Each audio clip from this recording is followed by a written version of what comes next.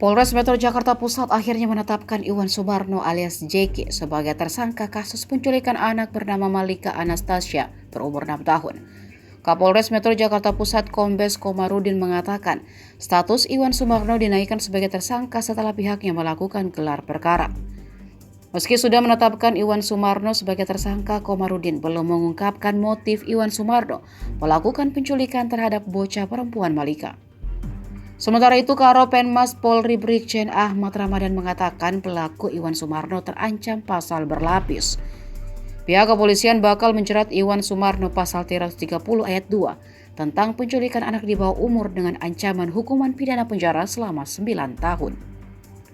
Namun kata Ramadan, kalau pengembangannya nanti penculikan Malika dilakukan untuk eksploitasi, maka pelaku juga bisa dikenakan pasal 88 Junto 76 Undang-Undang Nomor 17 Tahun 2016 tentang Perlindungan Anak. Namun kata dia, untuk penerapan pasal 88 Junto 76, penyidik masih mengumpulkan bukti-bukti yang kuat. Komarudin menambahkan pihaknya saat ini masih menggali motif Iwan Sumarno menculik bocah perempuan berusia 6 tahun tersebut.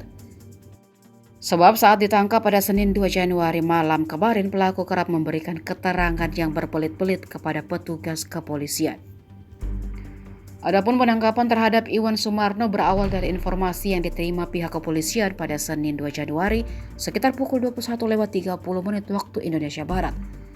Saat itu, kata Kombes Komarudin, korban Malika dan pelaku Iwan Sumarno terendus ada di sekitar Cipadu, Ciledug, Tangerang Selatan.